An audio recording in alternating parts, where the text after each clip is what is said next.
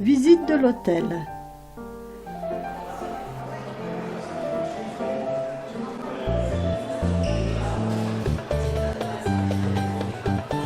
La réception et ses salons.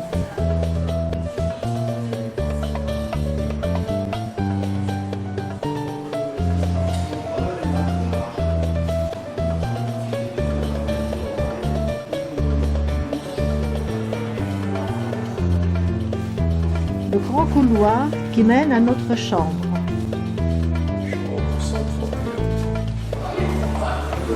Le bar intérieur et le restaurant d'Indiville. Les buffets bien diversifiés.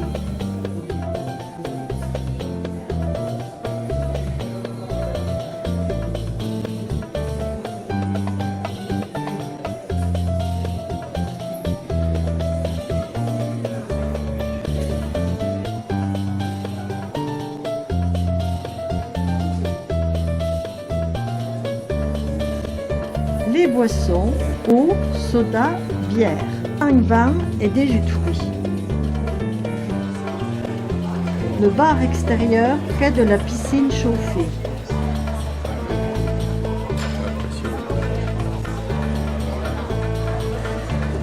Sur le côté, à droite, c'est le restaurant à la carte.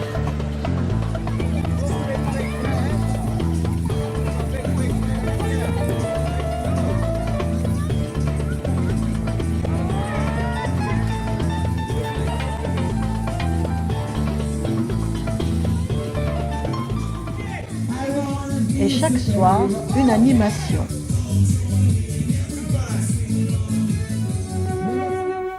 L'hôtel met à notre disposition une navette pour se rendre à la plage et en ville. La navette nous dépose au Mirador de Pau da Bandeira. C'est en petit train que nous avons un aperçu de la partie nouvelle de Albufeira. Ce rond-point, décoré d'un poisson, signifie que nous sommes proches du port de pêche. La route qui longe la mer nous offre une superbe vue sur les plages d'Albufeira.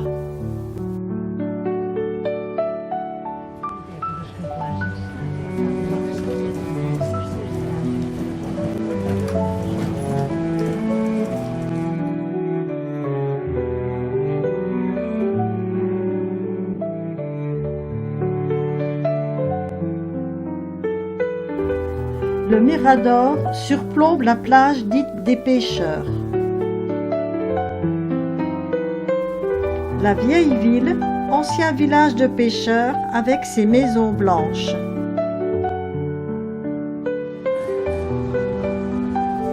Des œuvres éphémères décorent la plage.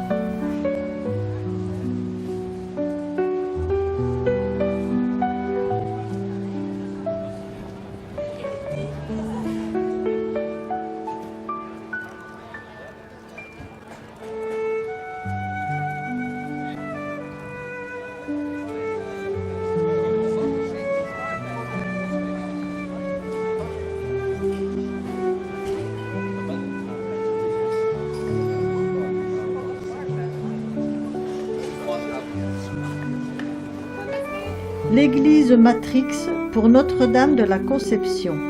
L'église Saint-Sébastien. Les ruelles étroites en escalier.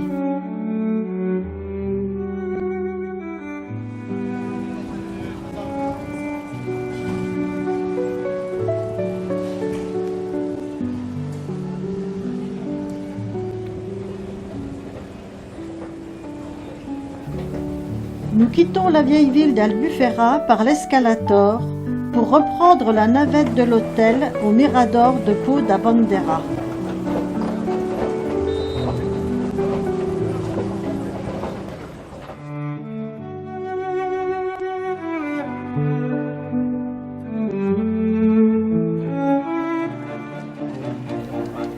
Embarquement à la marina d'Albufeira pour 2h30 de promenade vers l'ouest, le long de la côte, jusqu'à Carvoeiro, pour voir les formations rocheuses dues à l'érosion de la mer.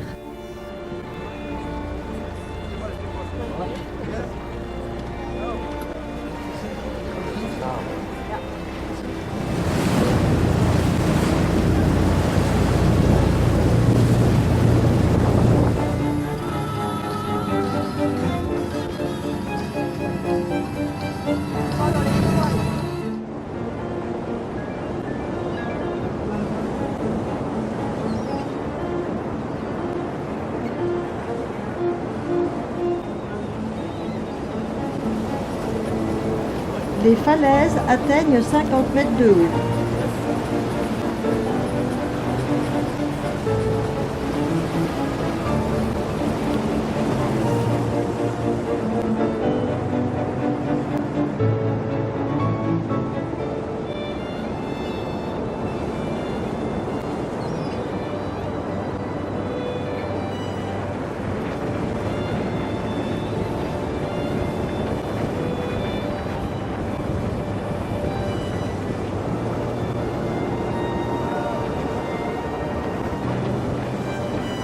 Ici, on dirait une statue de Napoléon.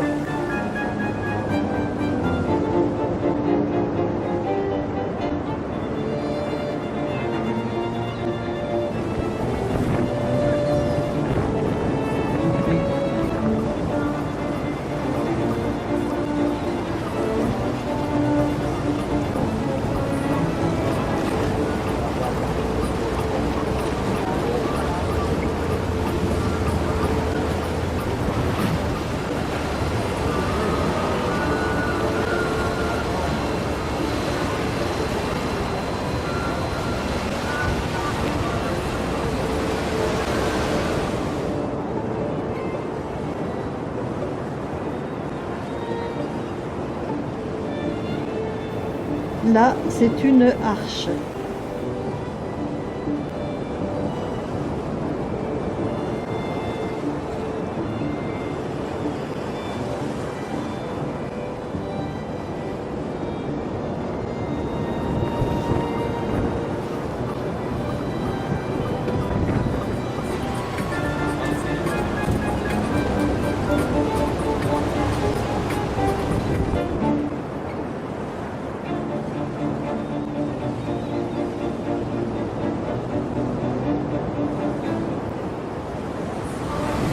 Le bateau entre dans certaines grottes.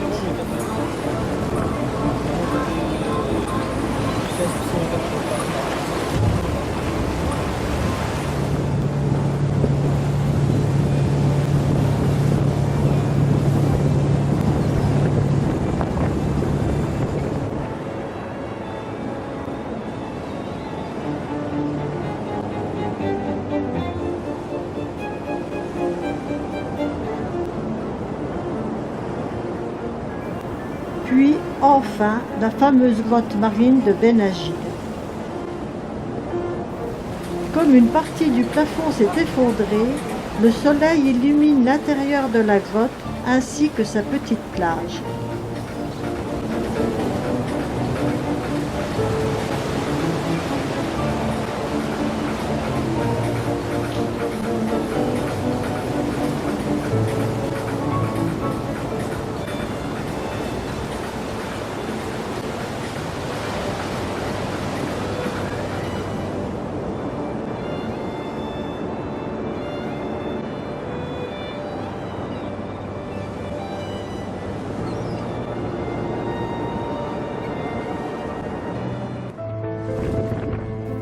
Et nous avons droit à la compagnie des dauphins avant de rentrer à la marina d'Albufera.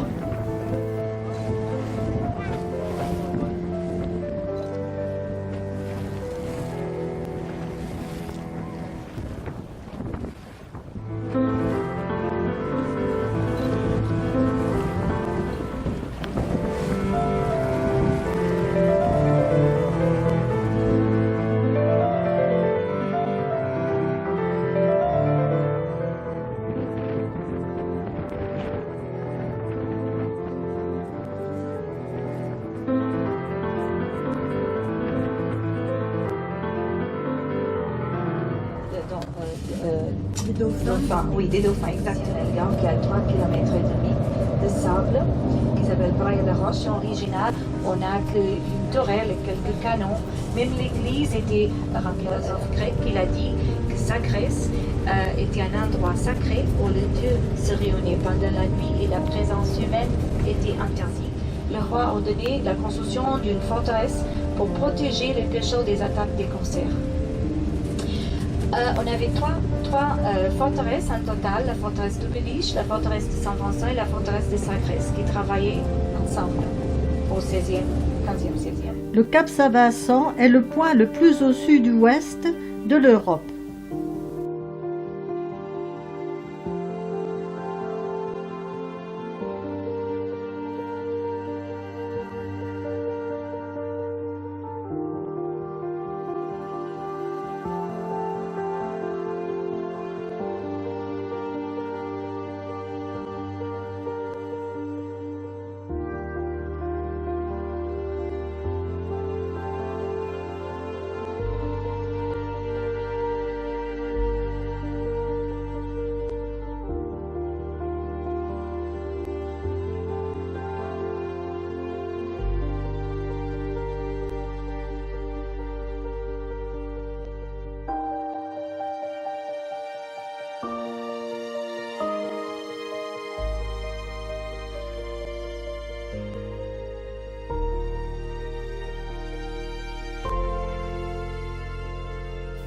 Ce promontoire, haut de 75 mètres, domine l'océan Atlantique.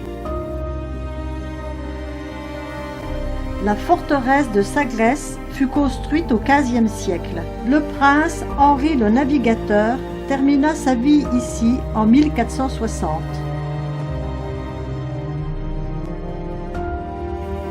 La Rose des Vents, de 50 mètres de diamètre en galets. La chapelle Notre-Dame de Grâce.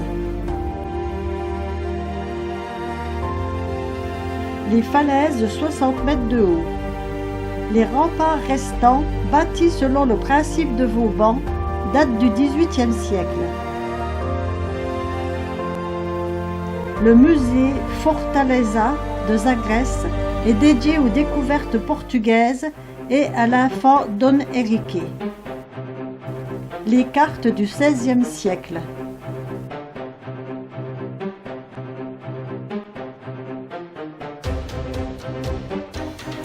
Coupe d'une partie de navire avec des épices. Gravure représentant le transport des esclaves noirs.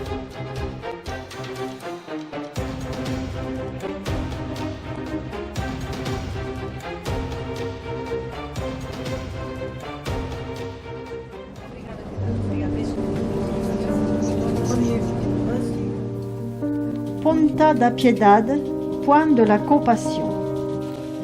Le phare, construit en 1913 sur une ancienne église. Les falaises de calcaire, rouges et ocre, sans cesse débitées par l'océan et les vents qui ont sculpté dans la roche des arches, des aiguilles et des cavités.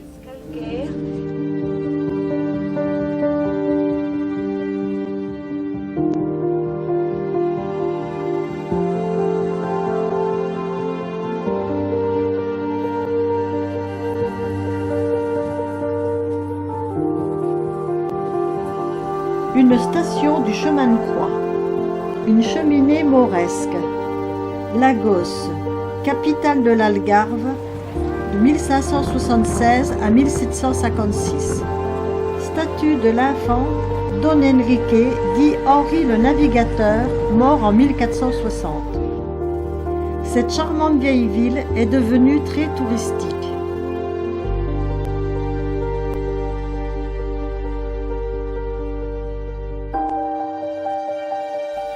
Statue de Gilles de Hanès, natif de Lagos, qui a amené la première cargaison d'esclaves.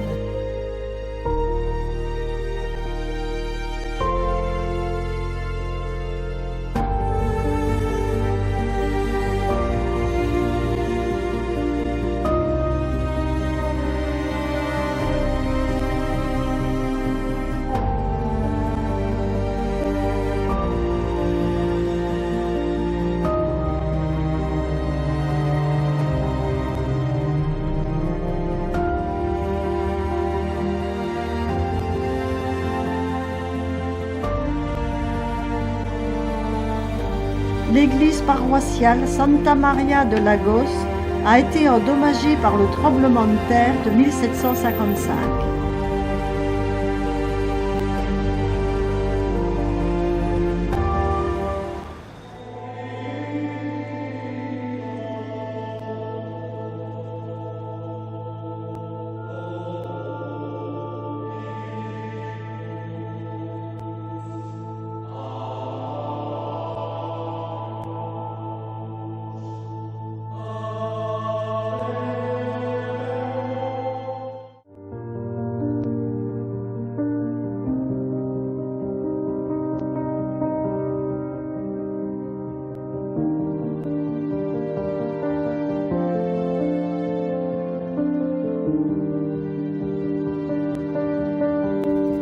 les vestiges du château du gouverneur.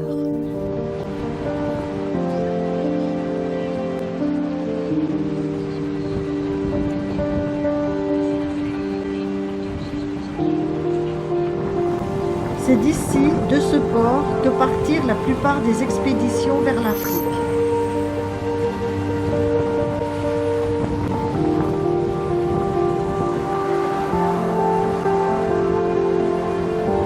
C'est ici que se termine notre séjour en Algarve, au Portugal.